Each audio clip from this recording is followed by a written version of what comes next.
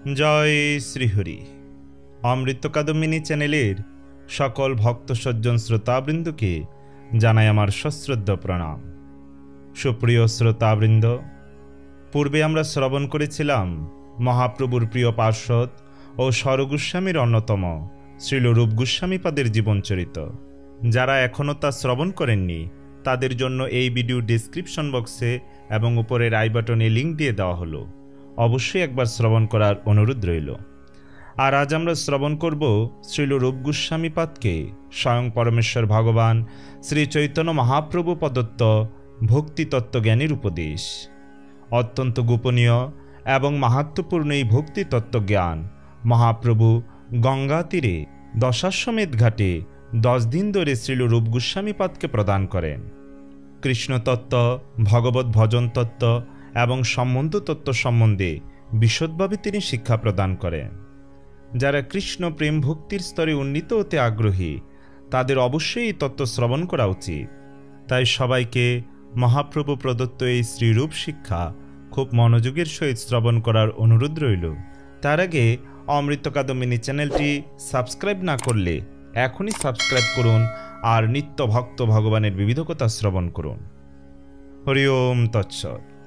গুরুবে গৌরচন্দ্রায় রাধিকায় তদালয়ে কৃষ্ণায় কৃষ্ণ ভক্তায় তদ্ভক্তায় নমো নমঃ।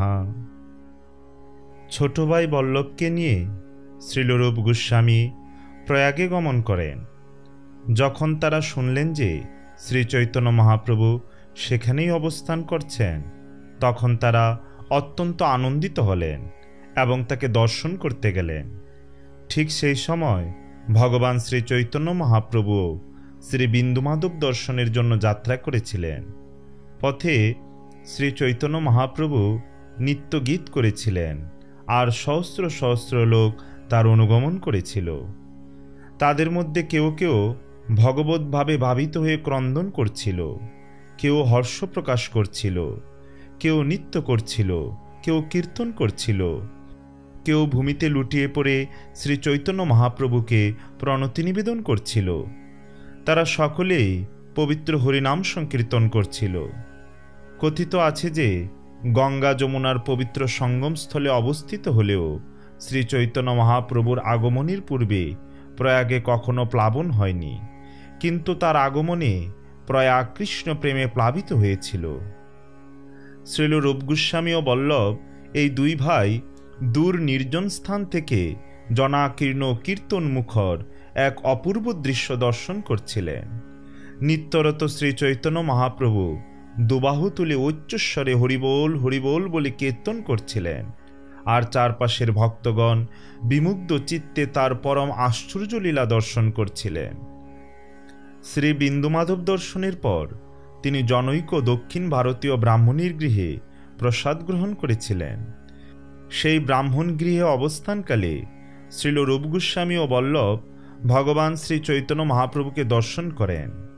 দূর থেকে শ্রী চৈতন্য মহাপ্রভুকে দর্শন করে শ্রীল রূপ গোস্বামী ও বল্লভ দুই ভাই ভূমিতে পতিত হয়ে তাকে শ্রদ্ধা ভক্তি সহ নানা বৈদিক মন্ত্রোচ্চারণ পূর্বক প্রণাম জ্ঞাপন করলেন। শ্রী চৈতন্য মহাপ্রভু সম্মুখে প্রণাম করতে দেখে অত্যন্ত সন্তুষ্ট হন এবং শ্রীল রূপ গোস্বামীকে উঠে দাঁড়াতে বলেন। তখন শ্রী চৈতন্য মহাপ্রভু শ্রীল রূপ গোস্বামীর উপর ভগবান শ্রীকৃষ্ণের অহৈতুকী কৃপার কথা উল্লেখ করে বলেন যে শ্রীকৃষ্ণ তোমাকে বিষয় সংসার জড়জীবন থেকে উদ্ধার করলেন। শ্রী চৈতন্য মহাপ্রভু তাদের দু ভাইকে তার নিজের ভক্তরূপে গ্রহণ করলেন এবং শাস্ত্র থেকে একটি শ্লোক উদ্ধৃত করে বললেন যে কোনো ব্রাহ্মণ চতুর্বেদী হলেও ভগবান তাকে ভক্তরূপে গ্রহণ নাও করতে পারেন, কিন্তু অতি নীচ বংশজাত হলেও শুদ্ধ ভগবত ভক্তকে ভগবান গ্রহণ করেন। তারপর তিনি তাদের দু ভাইকে আলিঙ্গন করে তাদের মস্তকে শ্রী পাদপদ্ম স্পর্শ দ্বারা অহৈতুকী কৃপা প্রদর্শন করেন। এইভাবে কৃপাশীর্বাদ প্রাপ্ত হয়ে দু ভাই স্বরচিত ছন্দে শ্রী চৈতন্য মহাপ্রভুর বন্দনা করেন। বন্দনাটি ছিল এইরূপ: ভগবান শ্রীকৃষ্ণ চৈতন্য মহাপ্রভু হচ্ছেন স্বয়ং শ্রীকৃষ্ণ। উজ্জ্বল বর্ণ ধারণ করায় তিনি গৌরাঙ্গ নামে পরিচিত এবং কৃষ্ণ প্রেম দান করার ফলে তিনি হয়েছেন মহাবদ্দান্য অবতার। শ্রীল রূপ গোস্বামীও একটি শ্লোক উদ্ধৃত করেছেন, যা পরবর্তীকালে গোবিন্দ লীলামৃত গ্রন্থে দেখা যায়। ইয়োহ জ্ঞানমত্তম ভুবনম দয়ালুরুল্লাঘয়ন্নন পক্করুত প্রমোত্তম সপ্রেম সম্পত সুধয়াদ্ভুতেহম শ্রীকৃষ্ণ চৈতন্য মূত প্রপদ্যে। শ্রীল রূপ গোস্বামীও একটি শ্লোক উদ্ধৃত করেছেন, যা পরবর্তীকালে গোবিন্দ লীলামৃত গ্রন্থে দেখা যায়। যিনি অজ্ঞানাচ্ছন্ন জীবকুলকে উদ্ধার করে সর্বোজ্জ্বল বস্তু কৃষ্ণ প্রেম দান ও তদ্বারা কৃষ্ণ ভক্তিরসে উন্মত্ত করছেন, সেই মহাবদ্দান্য পরম করুণাময় ভগবান শ্রীকৃষ্ণ চৈতন্য মহাপ্রভুর শ্রী চরণ কমলে আমি শরণাগত হই। এই লীলার পর বল্লভ ভট্টের আমন্ত্রণে শ্রী চৈতন্য মহাপ্রভু গঙ্গার অপর পারে যান। তখন থেকেই শ্রী চৈতন্য মহাপ্রভু যেখানেই যেতেন, শ্রীল রূপ গোস্বামী তাকে অনুসরণ করতেন এবং তার সঙ্গে থাকতেন। জনাকীর্ণ স্থান দিয়ে চলার সময় বিঘ্ন ঘটতে পারে মনে করে শ্রী চৈতন্য মহাপ্রভু গঙ্গা তীরে দশাশ্বমেধ ঘাট নামে এক জায়গায় যাওয়ার জন্য শ্রীল রূপ গোস্বামীকে তার সঙ্গী হিসেবে নেন। 10 দিন ধরে তিনি শ্রীল রূপ গোস্বামীকে কৃষ্ণতত্ত্ব, ভগবত ভজন তত্ত্ব এবং সম্বন্ধ তত্ত্ব বিশদভাবে শিক্ষা দেন, যার ফলে ভবিষ্যতে শ্রীল রূপ গোস্বামী স্বরচিত গ্রন্থ ভক্তি রসামৃত সিন্ধুর মাধ্যমে এই কৃষ্ণতত্ত্ব বিজ্ঞানরূপ জ্ঞান বিতরণ করতে পেরেছিলেন। বস্তুত ভক্তি রসামৃত সিন্ধুর প্রথম শ্লোকেই তিনি এই লীলার কথা বর্ণনা করেছেন। সেখানে তিনি তার উপর ভগবানের অহৈতুকী কৃপার কথা উল্লেখ করেছেন। পরমেশ্বর ভগবান হচ্ছেন সর্বজ্ঞ ও সর্বশক্তিমান এবং তার কৃপা প্রাপ্তির জন্য অহৈতুকী কৃপাবশত জীবের মধ্যে তিনি শক্তি সঞ্চার করেন। বদ্ধদশায় পতিত হওয়ায় সাধারণ মানুষেরা ভগবত ভজন ও কৃষ্ণানুশীলনে পরাণমুখ ও নিস্পৃহ। বস্তুত অধিকাংশ লোকই কৃষ্ণ ভাবনামৃত শিক্ষার মুখ্য বিষয় নিত্য ভগবত সম্বন্ধ ও জীবনের অন্তিম লক্ষ্য, যা ভগবদ্ধাম প্রাপ্তি, এই সম্পর্কে সম্পূর্ণ অজ্ঞ। যে পন্থা অবলম্বন করে চিন্ময় লোক বৈকুণ্ঠে ফিরে যাওয়া যায়, সেই বিষয়েও তারা অবগত নয়। এইসব গুরুত্বপূর্ণ বিষয়ে মায়াবদ্ধ জীবের অজ্ঞতার জন্য করুণাবতার শ্রী চৈতন্য মহাপ্রভু শ্রীল রূপ গোস্বামীকে ভগবত ভজন প্রণালী শিক্ষা দেন। পরবর্তীকালে জনগণের কল্যাণার্থে শ্রীল রূপ গোস্বামী এই ভক্তিতত্ত্ব মুক্তভাবে বিতরণ করেন। ভক্তিরসামৃত সিন্ধু গ্রন্থের প্রস্তাবনায় এই শ্লোকটি তিনি লিপিবদ্ধ করেন। হৃদি যস্য প্রেরণয়া প্রবর্তিতো হহম্বরাক রূপহপি তস্য হরেহ পদকমলম বন্দে চৈতন্য দেবস।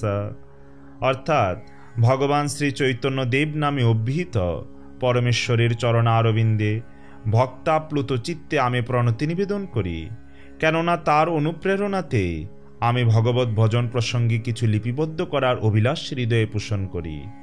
এই কারণেই ভক্তিতত্ত্ব বিষয়ে ভক্তির রসামৃত সিন্ধু নামে এই গ্রন্থ রচনায় এখন আমি ব্রতী হয়েছি। ভগবত উপাসনা শিক্ষাদানের সময় শ্রী চৈতন্য মহাপ্রভু সস্নেহে শ্রী রূপ গোস্বামীকে বলেছিলেন, প্রিয় রূপ, এই ভক্তিতত্ত্ব এক মহাসমুদ্রের ন্যায় এবং তার সীমা পরিসীমা বর্ণনাতীত। তবুও তার এক বিন্দু গ্রহণ করে আমি তোমাকে ভক্তিরস সমুদ্রের প্রকৃতি সম্বন্ধে ব্যাখ্যার চেষ্টা করব। এইভাবে ভক্তিরস আস্বাদন করে বাস্তবিক ভক্তিরস সমুদ্রের স্বরূপ তুমি উপলব্ধি করবে। তারপর শ্রী চৈতন্য মহাপ্রভু বললেন যে এই ব্রহ্মাণ্ডে অসংখ্য জীব রয়েছে। তাদের কর্ম অনুযায়ী তারা দেহ থেকে দেহান্তর এবং এক গ্রহ থেকে অন্য গ্রহে ভ্রমণ করছে। এইভাবে শরণাতীত কাল থেকে সংসার কারাগারে তারা আবদ্ধ হয়ে রয়েছে। বস্তুত এই জীবকুল পরম চেতন ভগবানের অখণ্ড আণবিক অংশবিশেষ। শ্রীমদ্ ভাগবতে জীবাত্মার আয়তন কেশাগ্রের 10 সহস্রাংশের একাংশ বলে উল্লেখ করা হয়েছে। অর্থাৎ জীবাত্মার আয়তন এত ক্ষুদ্র যে তা জড়দৃষ্টির অগোচর। শ্বেতাসত্যর উপনিষদেও এই বর্ণনার সমর্থন পাওয়া যায়।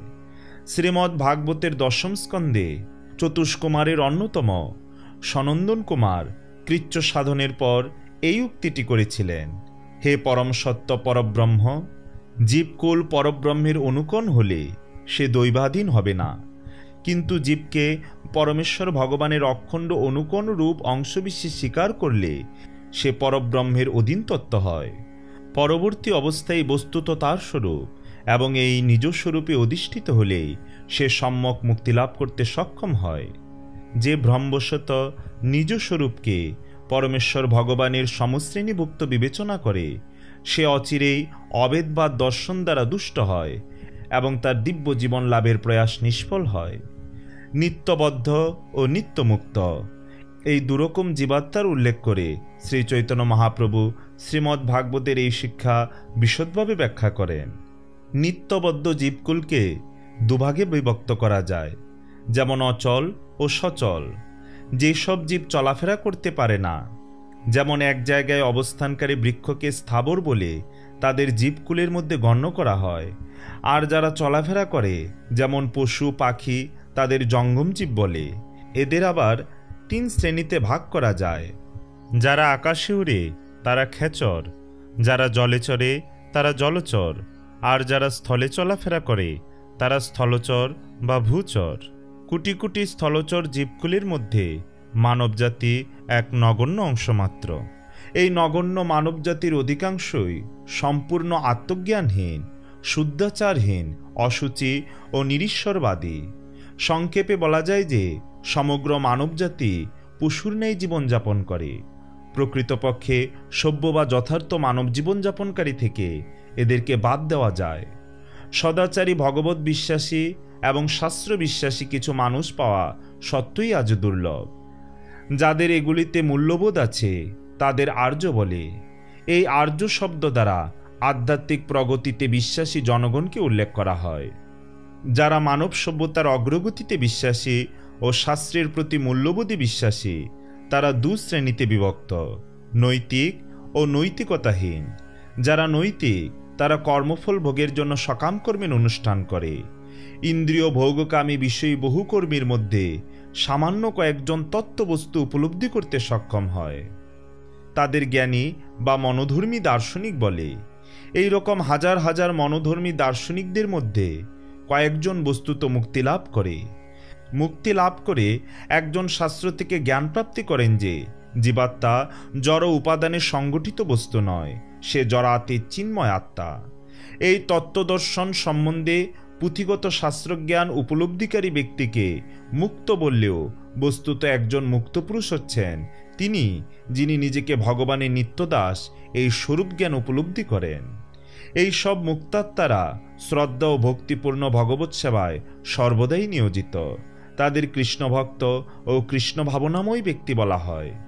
কৃষ্ণ ভক্তেরা সব রকম জড়বাসনা মুক্ত। জীবাত্মা জড়বস্তু নয়, এই জ্ঞানপ্রাপ্ত ব্যক্তিরা পুঁথিগত দৃষ্টিতে মুক্ত গণ্য হলেও তাদের হৃদয়ে জড়বাসনা থাকে। তাদের মুখ্য বাসনা হচ্ছে পরমেশ্বর ভগবানের সঙ্গে একীভূত হওয়া। জড়জাগতিক স্বাচ্ছন্দ্য উপভোগের জন্য তারা সাধারণত বৈদিক ক্রিয়াকাণ্ড ও পুণ্যকর্মে বিশেষ আসক্ত। এমনকি তাদের মধ্যে কেউ কেউ জড় ভোগময় জীবন অতিক্রম করেও ভগবৎ সত্তায় বিলুপ্ত হয়ে আধ্যাত্মিক রাজ্যভোগের প্রয়াস করে। কেউ কেউ আবার যোগ অভ্যাসের মাধ্যমে যৌগিক সিদ্ধি কামনা করে। এই সব জড় কামনা বাসনা যতদিন হৃদয়ে থাকবে ততদিন শুদ্ধ ভগবত তত্ত্ব উপলব্ধি হবে না। নিরন্তর এই সব জড় কামনায় চঞ্চল হৃদয় কখনো শান্তি লাভ করতে পারে না। বস্তুত জড়জাগতিক সিদ্ধি লাভের বিন্দুমাত্র বাসনা থাকলেও শান্তি লাভ সম্ভব নয়। কৃষ্ণ ভক্তেরা সম্পূর্ণভাবে বিষয় বাসনাহীন, নিষ্কাম হওয়ায় তারাই ইহলোকে একমাত্র শান্ত চিত্ত। এই সত্য শ্রীমদ্ ভাগবতে প্রতিপন্ন হয়েছে। মুক্তা নাম অপি সিদ্ধা নাম নারায়ণ পরায়ণঃ সুদুর্লভঃ প্রশান্তাত্মা কুটি সোপি মহামুনি। অর্থাৎ, হে মহামুনি, কোটি কোটি মুক্ত পুরুষ যোগ সাধনায় সকল পরমার্থীদের মধ্যে প্রশান্তাত্মা, বিশুদ্ধ ভগবত ভজনে ব্রতিভক্ত বস্তুত দুর্লভ। এইভাবে শ্রী চৈতন্য মহাপ্রভু ব্যাখ্যা করেন যে ব্রহ্মাণ্ডে কোটি কোটি ব্রাহ্মমান জীবের মধ্যে যিনি গুরু ও কৃষ্ণের কৃপায় ভক্তিলতা বীজ প্রাপ্ত হন, এই রকম ভাগ্যবান ব্যক্তি বস্তুত বিরল। একজন পুণ্যাত্মা বা ধার্মিক ব্যক্তি সাধারণত বিভিন্ন মন্দিরে বিগ্রহ উপাসনায় অনুরাগী হয়, কিন্তু যদি অজ্ঞাত সারেও হঠাৎ ভগবান বিষ্ণু বা কৃষ্ণ ভক্ত বৈষ্ণবকে শ্রদ্ধাপূর্ণ ভক্তি ভাবময় প্রণতি নিবেদন করে, তাহলে সে তাদের অনুকম্পা প্রাপ্ত হলে সেই সময় সে ভগবদুন্মুখী হওয়ায় প্রয়োজনীয় বস্তু অজ্ঞাত স্বীকৃতি অর্জন করে। একথা শ্রীমদ্ ভাগবতে বর্ণিত দেবর্ষি নারদের জীবন কাহিনী থেকে সুষ্ঠুভাবে উপলব্ধ হয়। পূর্ব জীবনে বৈষ্ণব সেবার মাধ্যমে নারদ ভগবত ভক্তের অনুকম্পা লাভ করে দেবর্ষি নারদে পরিণত হন। বাস্তবিক ঋষিদের মধ্যে নারদমুনি সর্বশ্রেষ্ঠ বলে বিবেচিত হন। সাধারণত বৈষ্ণবগণ মায়াবদ্ধ জীবদের প্রতি সহানুভূতিশীল হয়ে থাকেন। বিনা আমন্ত্রণেই ভক্তেরা দ্বারে দ্বারে গিয়ে জনগণের মধ্যে দিব্য জ্ঞান দান করেন। জীব ভগবানের নিত্য দাস। এই স্বরূপ জ্ঞান জনগণের মধ্যে সঞ্চার করে ভক্ত তাদের অবিদ্যাময় তমান্ধকার থেকে উদ্ধার করেন। এই শ্রেণীর ভক্তেরা জনগণের মধ্যে ভগবত চেতনা বা কৃষ্ণ ভাবনা বিতরণের জন্য ভগবানের দ্বারা শক্তি সঞ্চারিত হন। তারা অধিকারী গুরুদেব বা আচার্য অনুমোদিত সদ্গুরু বলে তাদের কৃপাতেই একজন মায়াবদ্ধ জীব ভক্তিলতার বীজ প্রাপ্ত হয়। যিনি ভজন রাজ্যের সর্বোত্তম স্তরে একজন মায়াবদ্ধ জীবকে উন্নীত করতে পারেন, এই রকম সদ্গুরুর পূত সান্নিধ্য লাভ মাত্র ভগবানের অহৈতুকী কৃপা প্রথম অনুভব করা যায়। সেই হেতু শ্রী চৈতন্য মহাপ্রভু বলেন যে গুরুদেবের কৃপায় ভগবানের অহৈতুকী প্রসাদ পাওয়া যায়, আর ভগবানের কৃপায় শ্রী গুরুর অহৈতুকী প্রসাদ পাওয়া যায়। এইভাবে গুরু ও কৃষ্ণের কৃপায় ভক্তিলতা বীজ লাভ হয়। মালি যেমন দুর্লভ গাছের বীজ জমিতে রোপণ করে, ঠিক সেই রকম ভক্তিলতার বীজ হৃদয়রূপ ক্ষেত্রে বপন করা কর্তব্য। এই বীজ বপনের পর তাতে শুদ্ধ ভগবত ভক্ত সমাজে ভগবত তত্ত্ববিজ্ঞান আলোচনায় অংশগ্রহণ ও পূত হরিনামামৃত শ্রবণ কীর্তন রূপ বাড়ি সিঞ্চন করা প্রয়োজন। ভক্তিলতা বীজের অঙ্কুরোদ্গম হলেই তা অবাধে অপ্রতিহতভাবে বৃদ্ধি পেতে শুরু করে। পূর্ণতা প্রাপ্ত লতা ব্রহ্মাণ্ড ভেদ করে দিব্য ভাবময় ব্রহ্মজ্যোতিতে প্রবেশ করে। এই ভক্তিলতা ব্রহ্মজ্যোতি ভেদ করে ক্রমশ গোলক বৃন্দাবন নামক ধামে প্রবেশ করে। সেখানে তা ভগবান শ্রীকৃষ্ণের চরণাশ্রয় গ্রহণ করে। এটাই হলো ভক্তি সেবার চরম উদ্দেশ্য। এই অবস্থায় অধিষ্ঠিত লতা ভগবত প্রেমরূপ ফল উৎপন্ন করে। তবে ভগবত ভক্তরূপ দিব্য মালির উচিত ভক্তিলতায় প্রতিদিন শ্রবণ কীর্তন রূপ জল সিঞ্চন করা। নিয়ত ভক্তিলতায় শ্রবণ কীর্তন রূপ জল সিঞ্চন করা না হলে লতা শুষ্ক হওয়ার খুবই সম্ভাবনা থাকে। শ্রী চৈতন্য মহাপ্রভু শ্রীল রূপ গোস্বামীর মনোযোগ আকর্ষণ করে বলেন, ভক্তিলতার মূলে জল সিঞ্চনের সময় একটি বিপদের সম্ভাবনা থাকে। লতা কিয়ত পরিমাণে বৃদ্ধিপ্রাপ্ত হলে কোনো পশু বা ইতর জীব তা খেয়ে নষ্ট করতে পারে বা ধ্বংসও করতে পারে। লতার কিশলয় পশু ভক্ষণ করলে সাধারণত লতা বিনষ্ট হয়। মত্ত হাতিকে সবচেয়ে ভয়ঙ্কর পশু বলে বিবেচনা করা হয়, কারণ মত্ত হাতি বাগানে প্রবেশ করে বাগানের ভীষণ ক্ষতি সাধন করতে পারে।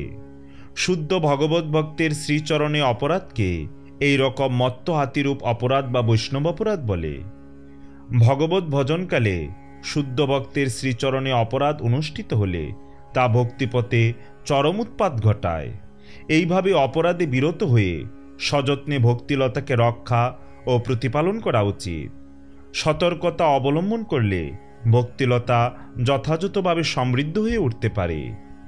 নামের চরণে যে অপরাধগুলি হতে পারে তা মুখ্যত 10টি।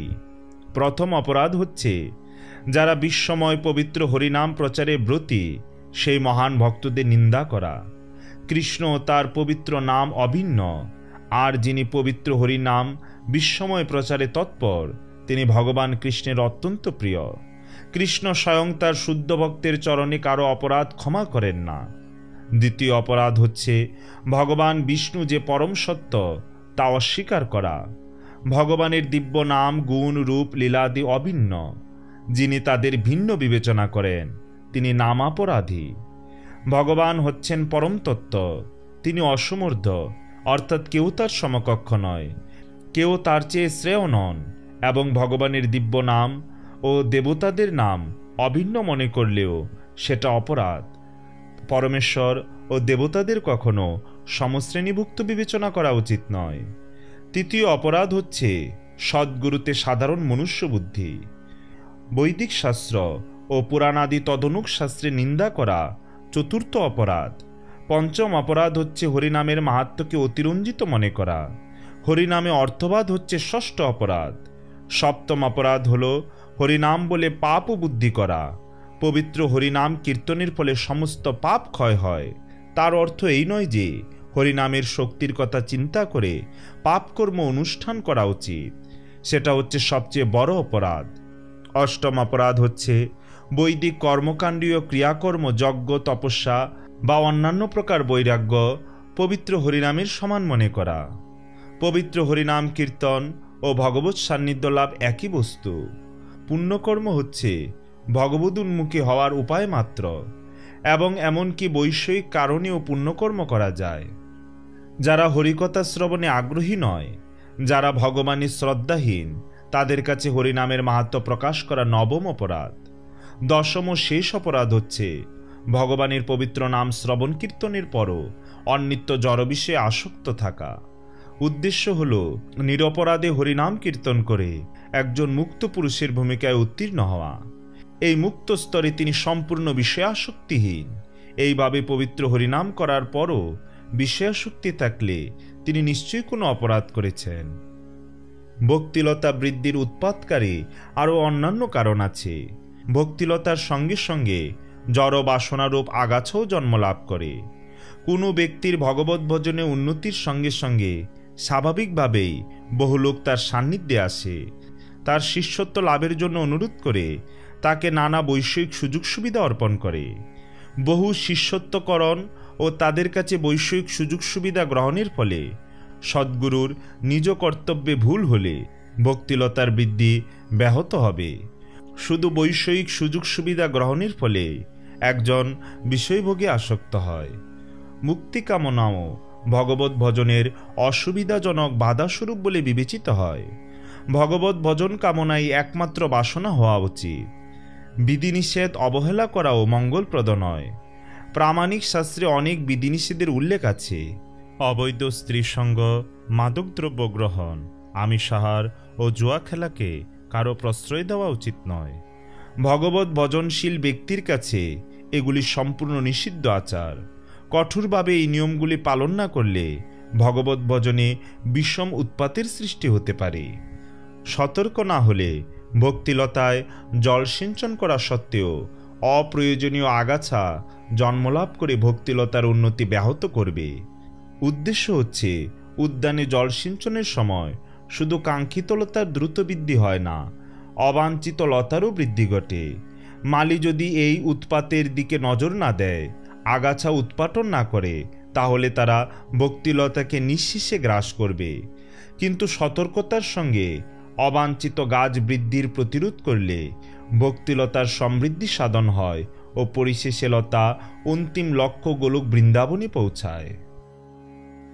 ভগবত ভজনকালে জীবাত্মা ভগবত প্রেমফল আস্বাদন করায় কর্মকাণ্ডীয় ক্রিয়াকর্ম ও অর্থনৈতিক উন্নতির কথা সম্পূর্ণরূপে ভুলে যায়। সে তখন তার ইন্দ্রিয় ভোগময় জীবনের অভিলাষী হয় না এবং ব্রহ্মজ্যোতিতে বিলীন হয়ে ভগবানের সত্তায় একীভূত হওয়ার কামনাও করে না। দিব্যজ্ঞান ও অপাকৃত আনন্দের অনেক স্তর ও সোপান আছে। তাদের মধ্যে একটি বৈদিক কর্মকাণ্ডীয় ক্রিয়াকর্ম, যজ্ঞ, কৃচ্ছ সাধন ও পুণ্যকর্ম এবং যোগ অনুশীলন। এইগুলি তাদের অনুষ্ঠান অনুসারে বিভিন্ন ফল দান করে। দিব্য প্রেমময়ী ভগবৎ সেবায় উন্নীত না হওয়া পর্যন্ত এই সব অনুষ্ঠানের ফল চাকচিক্যময় উজ্জ্বল প্রতিভাত হয়।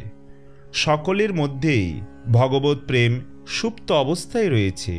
ঠিক যেমন একজন সর্পদষ্ট ব্যক্তিকে রাসায়নিক দ্রব্য অ্যামোনিয়া দ্বারা প্রকৃতিস্থ করা যায়, তেমনি শুদ্ধ ভগবত ভক্তি সাধনের মাধ্যমে সকলের ভগবত প্রেমকে জাগ্রত করা যায়। এইভাবে ভগবত সেবা ব্যাখ্যা করে শ্রী চৈতন্য মহাপ্রভু ভগবত ভজন ও ভক্তির লক্ষণ শ্রীরূপ গোস্বামীকে বর্ণনা করতে শুরু করলেন।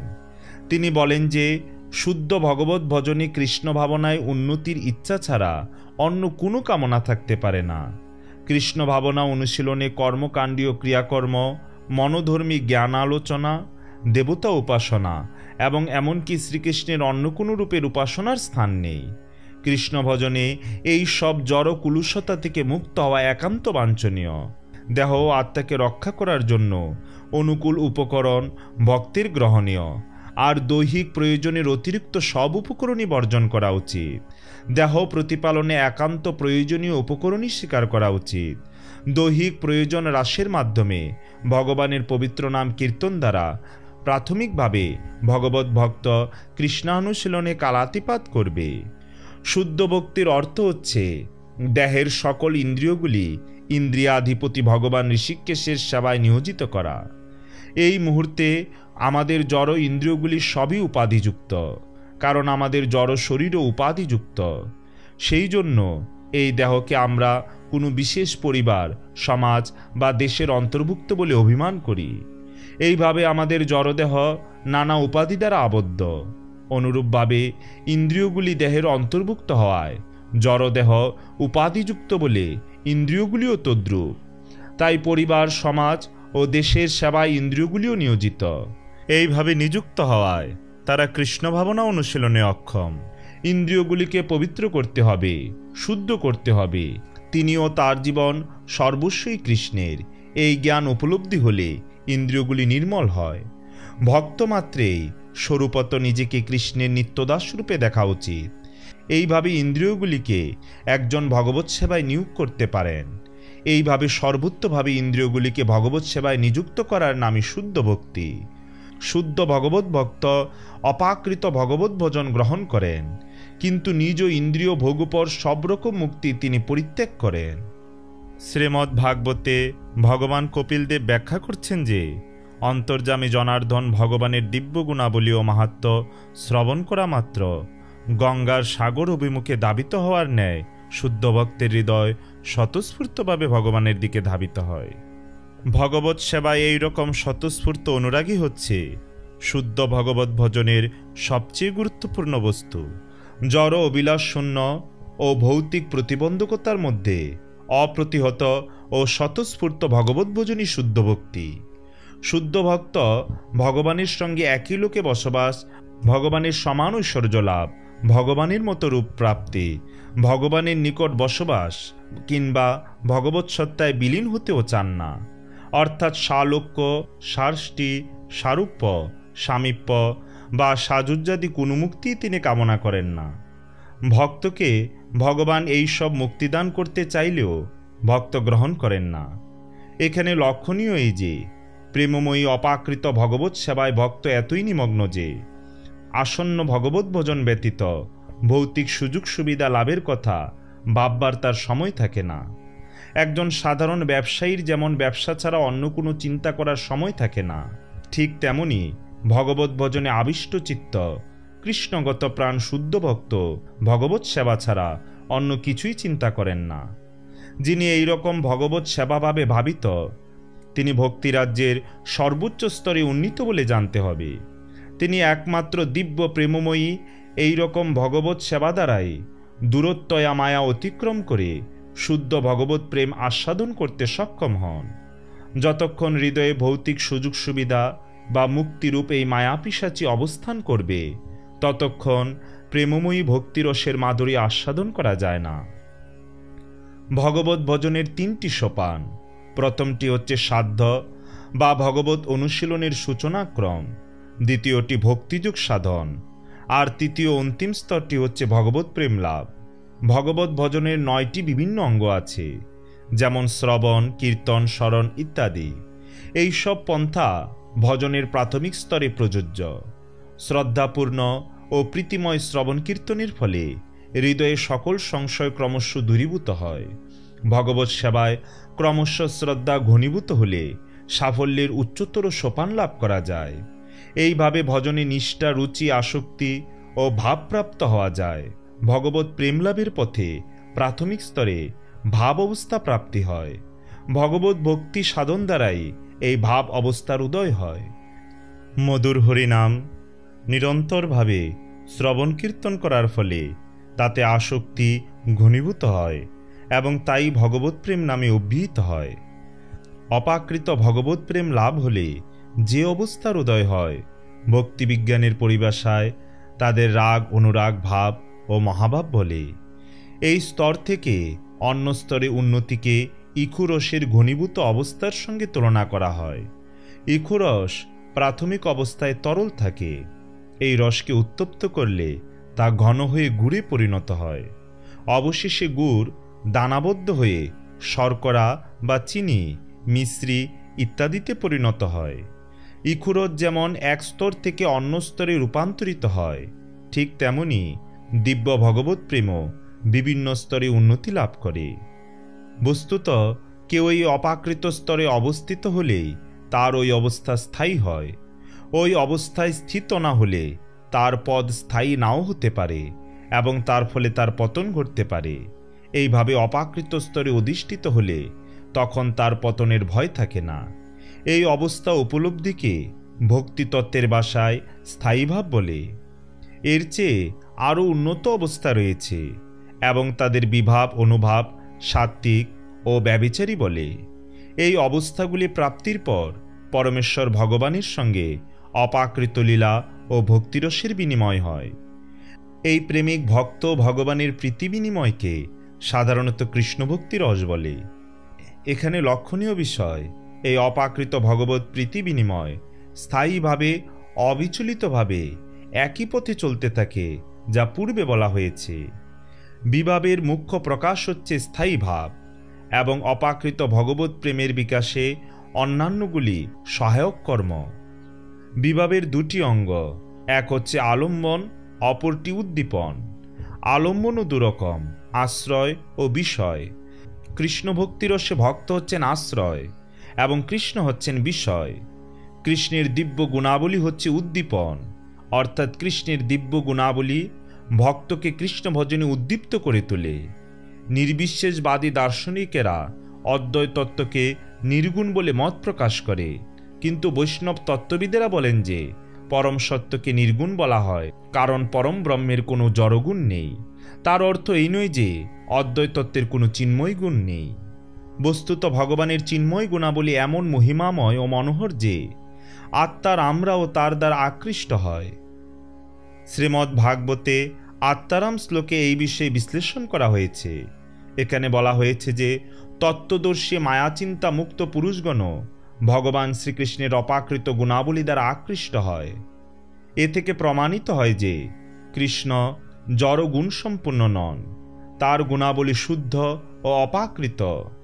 ভাবের উচ্চতর অবস্থায় অধিষ্ঠিত হলে 13টি লক্ষণ দেখা যায়, যথা নিত্য, ভূমিতে বিলুণ্ঠন, গীত, ক্রুশন, রোমাঞ্চ, হুঙ্কার, জিম্ভন, শ্বাস বৃদ্ধি, লোকাচারের উপেক্ষা, লালাস্রাব, হাস্য, উদগুর্ণা ও হিক্ষা।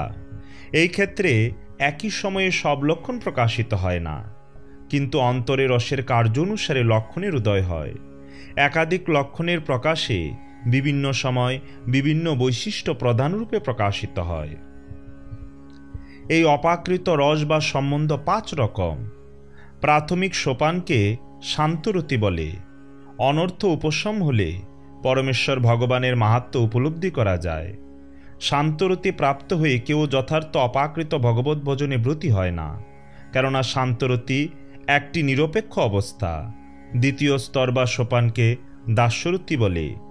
এই স্তরে অধিষ্ঠিত ব্যক্তি নিজেকে ভগবানের আশ্রিত নিত্যদাসরূপে উপলব্ধি করেন। তিনি পরমেশ্বর ভগবানের অহৈতুকী কৃপার উপর নির্ভরশীল বলে নিত্য অনুভব করেন। বয়ঃপ্রাপ্ত সন্তান যেমন পিতার স্নেহ ভালোবাসা উপলব্ধি করতে শুরু করে, সেই রকম এক অনুরাগের উদয় হয়। এই অবস্থায় জীব মায়া সেবার পরিবর্তে পরমেশ্বর ভগবানের সেবার অভিলাষী হয়। তৃতীয় সোপান সখ্যরতিতে দিব্য ভগবত প্রেমের বিকাশ হয় এবং ভগবত ভক্ত সমপর্যায়ভুক্ত সখ্যের প্রীতি ও শ্রদ্ধায় ভগবৎ সঙ্গ সুখ আস্বাদন করেন। এই সখ্যরতির আরও পরিণত অবস্থায় ভক্ত ভগবানের সঙ্গে হাস্য পরিহাসাদি ক্রিয়ার দ্বারা রসাস্বাদন করেন। এই অবস্থায় উন্নীত হলে ভক্ত ভগবানের সঙ্গে রসের বিনিময় হয় এবং ভগবত ভক্ত সকল বন্ধন নির্মুক্ত হন। তখন সে কার্যত জীবরূপে ভগবানের অধীনতা ভুলে যায়, কিন্তু পরমেশ্বর ভগবানে তার অখণ্ড শ্রদ্ধা বর্তমান থাকে। ভগবত প্রেমের চতুর্থ স্তর বাৎসল্যরতি।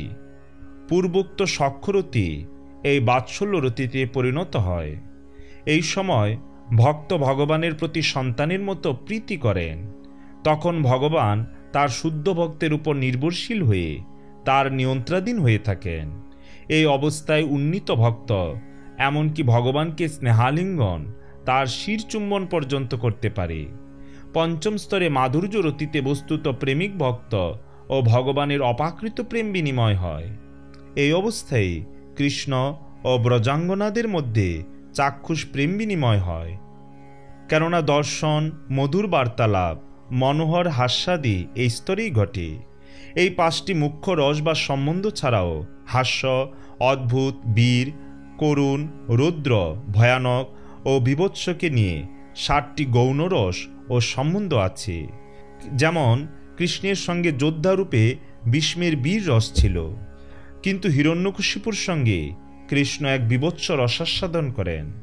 5টি মুখ্য রস শুদ্ধ ভক্তের হৃদয়ে প্রতিনিয়তই বিরাজ করে, আর এগুলিকে সৌরভ ও রসে সমৃদ্ধ করার জন্য 7টি গৌণ রস কখনো প্রকাশিত হয় ও কখনো অন্তর্হিত হয়। শান্ত ভক্ত বা শান্ত রতিতে অবস্থিত ভক্তের দৃষ্টান্ত হচ্ছে কবি, হবি, অন্তরিক্ষ, প্রবৃদ্ধ, পিপলায়ন, অবিরহোত্র, দ্রাবিড় বা দ্রুমল, চমস এবং করভাজন নামে নবযুগেন্দ্রগণ। সনক, সনন্দ, সনৎকুমার ও সনাতন এই চতুষণ শান্তরতির ভক্ত। গোকুলে রসের দ্বিতীয় স্তর দাস্য সম্বন্ধের উদাহরণ হচ্ছে রক্তক, পত্রক ও চিত্রক। এরা সকলেই কৃষ্ণের দাসের কাজ করেন। দ্বারকায় দারুক আর বৈকুণ্ঠলোকে হনুমান ও অন্যান্যরা দাসরসের ভক্ত। তৃতীয় স্তর সখ্যরসের ভক্ত হচ্ছেন বৃন্দাবনে শ্রীদামা, আর কুরুক্ষেত্রের রণাঙ্গনে ও দ্বারকায় হচ্ছেন অর্জুন ও ভীম। এই স্তরে আরও অনেক রয়েছে। কৃষ্ণের সঙ্গে বাৎসল্য রসে সম্বন্ধিতদের মধ্যে তার পিতামাতা নন্দ মহারাজ ও মা যশোদা, তার কাকা কাকি, অন্যান্যরাও অন্তর্ভুক্ত। কৃষ্ণের সঙ্গে মাধুর্য রসে সম্বন্ধযুক্ত হচ্ছেন বৃন্দাবনের ব্রজগোপিকাগণ, দ্বারকায় মহিষী ও লক্ষ্মীগণ। এই রসের কৃষ্ণভক্তের সংখ্যা গণনাতীত।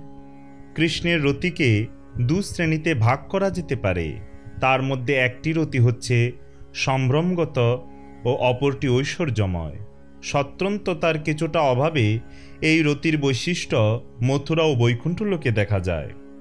এইসব ভগবদ্ধামে প্রেম স্বতঃস্ফূর্ত। কৃষ্ণকে পরমেশ্বর ভগবান রূপে জানা সত্ত্বেও ব্রজ গোপ ও গোপীগণ তাকে সম্ভ্রম প্রদর্শন করে না, কেননা কৃষ্ণের সঙ্গে তাদের এক নিবিড় অন্তরঙ্গতা ঘটায়, সেখানে সম্ভ্রম নেই। ভগবৎ সম্বন্ধে মুখ্য 5টি রসে ঐশ্বর্য ও সম্ভ্রমযুক্তভাবে কখনো কখনো ভগবৎ মাহাত্ম্য আস্বাদনকারী বাধাস্বরূপ, আবার কখনো কখনো ভগবৎ সেবাকে ব্যাহত করে। কিন্তু সখ্য, বাৎসল্য ও মাধুর্য রসে এই ঐশ্বর্য সম্ভ্রমভাব প্রায় নেই। যেমন কৃষ্ণ যখন বসুদেব দেবকীর সন্তানরূপে আবির্ভূত হন, তখন পিতামাতা দুজনেই ভগবানের কাছে সম্ভ্রমযুক্ত বন্দনা করেছিলেন, কারণ তারা উপলব্ধি করেছিলেন যে পরমেশ্বর ভগবান শ্রীকৃষ্ণ তাদের স্নেহের দুলাল রূপে আবির্ভূত হয়েছেন। শ্রীমদ্ ভাগবতের শ্লোকে তা প্রতিপন্ন হয়েছে। পরমেশ্বর ভগবান শিশুর সন্তান রূপে উপস্থিত হলেও বসুদেব দেবকী ভগবান শ্রীকৃষ্ণকে বন্দনা করতে শুরু করেন। ঠিক সেই রকম ভগবানের বিশ্বরূপ দর্শন করে অর্জুন এমনই সম্ভ্রমযুক্ত হয়ে পড়েন যে কৃষ্ণের সঙ্গে অন্তরঙ্গ বন্ধুসুলভ ব্যবহারের জন্য সে কৃষ্ণের কাছে ক্ষমা ভিক্ষা করে। বন্ধু হওয়ায় অনেক সময়ই ভগবানের সঙ্গে অর্জুনের আচারে কোনো লৌকিকতা ছিল না। ভগবানের অত্যাশ্চর্যময় ভয়ঙ্কর বিশ্বরূপ দর্শন করে অর্জুন বললেন, তোমার অপার মহিমা সম্বন্ধে অজ্ঞতাবশত অতীতে বহুবার আমি তোমাকে হে কৃষ্ণ, হে যাদব, হে প্রিয় সখা বলে সম্বোধন করেছি। প্রমত্ত হয়ে বা ভালোবেসে যাই আমি করে থাকি না কেন, কৃপা করে তুমি এজন্য আমাকে ক্ষমা করো। কখনো বন্ধু সমাবেশে, কখনো একাকী আহারের সময়, বিশ্রাম বা শয়নে বহুবার আমি তোমার প্রতি অসম্মান করেছি। দয়া করে আমার সকল অপরাধ তুমি ক্ষমা করো। সেই রকম কৃষ্ণ যখন রুক্মিণীর সঙ্গে কৌতুক করছিলেন, তখন কৃষ্ণ দ্বারা পরিত্যক্ত হওয়ার ভয়ে রুক্মিণী এতই ভয়ে সন্ত্রস্ত হয়ে পড়েন যে কৃষ্ণ সেবায় নিযুক্ত চামরটি তার হাত থেকে খসে পড়লে রুক্মিণী তখন মূর্ছিত হয়ে প্রাসাদের মেঝেতে লুটিয়ে পড়েন। কৃষ্ণের মা যশোদার সম্বন্ধে শ্রীমদ্ ভাগবতে এইরকম বর্ণনা আছে। বেদ, উপনিষদাদি সকল প্রামাণিক শাস্ত্র ও সাংখ্য দর্শনে বন্দিত পরমেশ্বর ভগবান যশোদা দুলাল রূপে গণ্য হয়েছিলেন। শ্রীমদ্ ভাগবতের শ্লোকে আরও বর্ণনা করা হয়েছে যে নিজ সন্তান জ্ঞানে মা যশোদা কৃষ্ণকে রজ্জু দ্বারা বন্ধন করেছিলেন। সেই রকম কৃষ্ণের সঙ্গে একজন সাধারণ ব্যক্তির মতো ব্যবহার করারও অনেক বর্ণনা রয়েছে শ্রীমদ্ ভাগবতের শ্লোকে। বস্তুত খেলায় হেরে গেলে কৃষ্ণ গোপবালকদের, বিশেষত শ্রীরামকে কাঁধে তুলে চড়াতেন। ব্রজের গোপাঙ্গনাদের সঙ্গে কৃষ্ণের লীলাবিলাসের বর্ণনায় শ্রীমদ্ ভাগবতে বলা হয়েছে যে রাস নৃত্য থেকে একমাত্র রাধারানীকে কৃষ্ণ অন্যত্র নিয়ে চলে গেলে রাধারানী মনে করেন যে তার জন্য কৃষ্ণ অন্যান্য গোপীদের ত্যাগ করে চলে এসেছেন। গোপবালারা সকলে সমান সুন্দরী হলেও এইভাবে কৃষ্ণ রাধারানীকে তুষ্ট করেন, আর রাধারানীও গর্ব ভরে ভাবতে থাকেন প্রাণনাথ কৃষ্ণ সকল সুন্দরী গোপ ললনাদের সঙ্গ ত্যাগ করে শুধু আমাকে নিয়ে তুষ্ট। গভীর অরণ্যে রাধারানী কৃষ্ণকে অনুরোধ করে বলেন, প্রিয় কৃষ্ণ, আমি এখন চলতে সম্পূর্ণ অক্ষম, ইচ্ছা মতো তুমি আমাকে যেখানে খুশি নিয়ে চলো। কৃষ্ণ তাকে উত্তর দিলেন, আচ্ছা, তুমি আমার কাঁধে চড়ো। এই কথা বলা মাত্র কৃষ্ণ সেখান থেকে অন্তর্ধান করার ফলে শ্রীমতী রাধারানী কাতরভাবে বিলাপ করেন।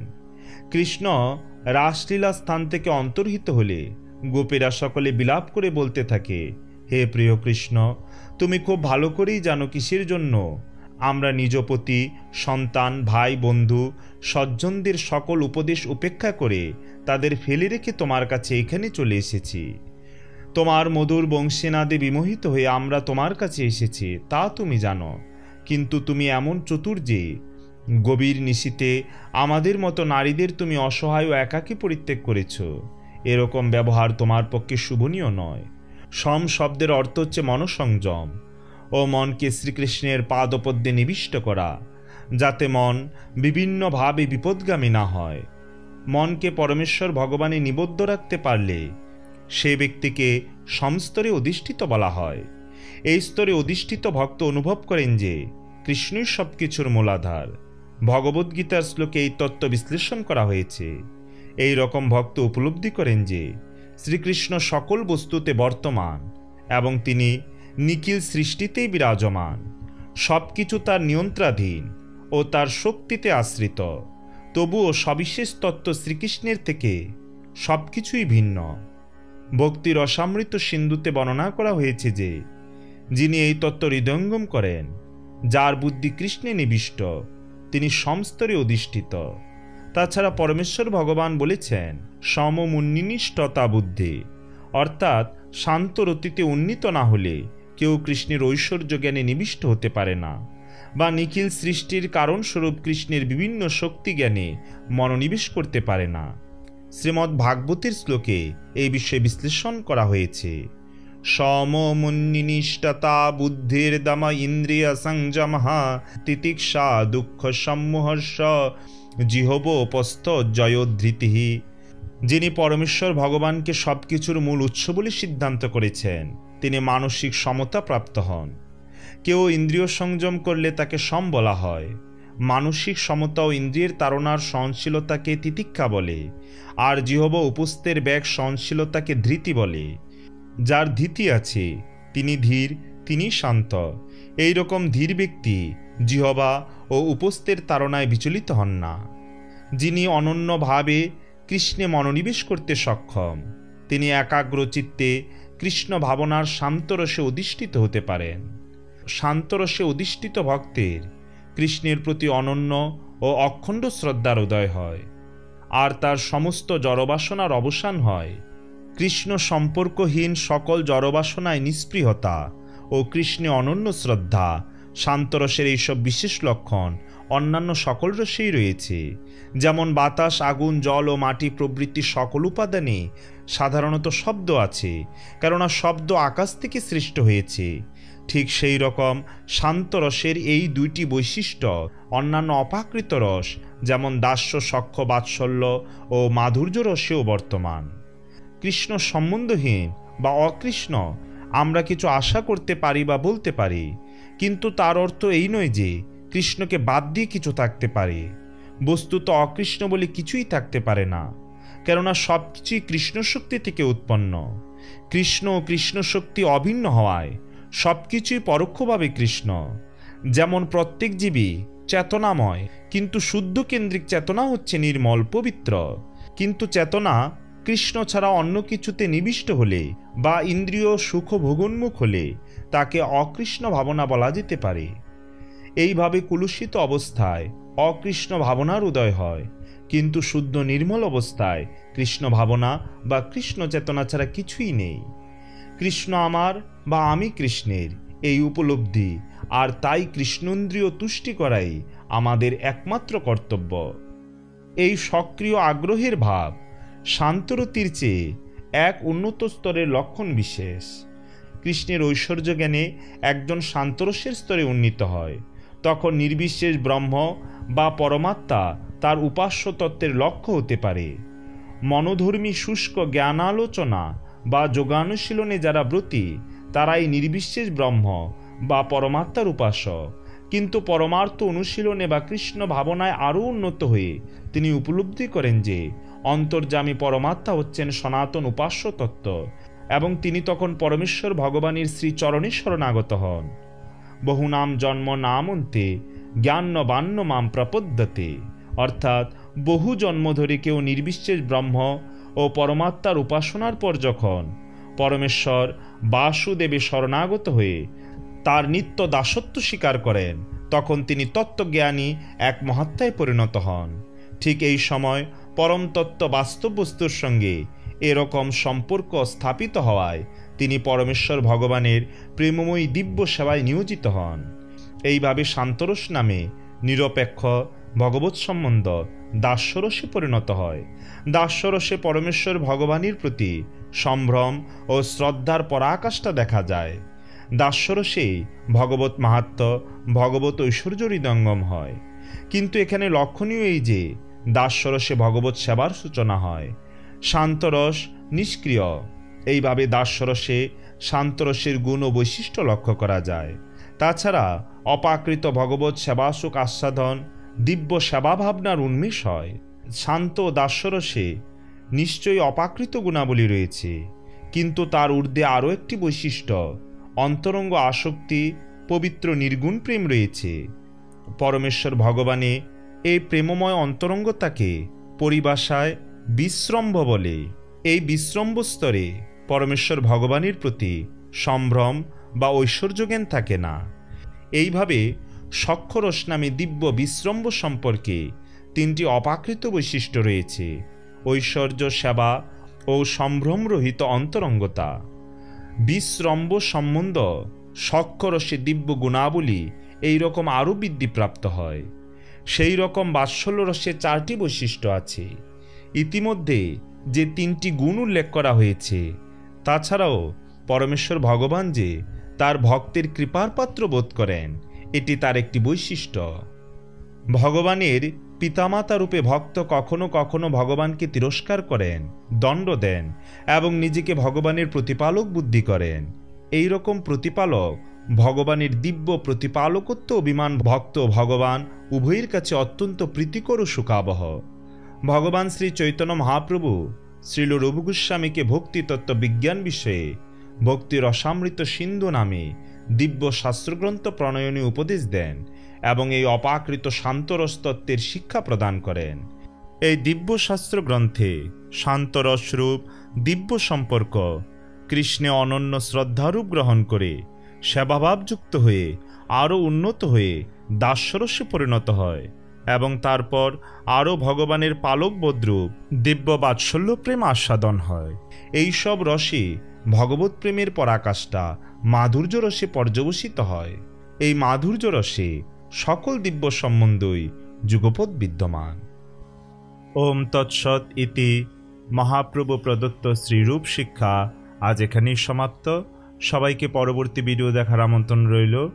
জয় শ্রীকৃষ্ণ চৈতন্য প্রভু নিত্যানন্দ, শ্রী অদ্বৈত গদাধর শিবাসাদি শ্রী গৌরভক্তবৃন্দ। হরে কৃষ্ণ কৃষ্ণ কৃষ্ণ হরে হরে, হরে রাম রাম রাম হরে হরে। জয় শ্রী হরি।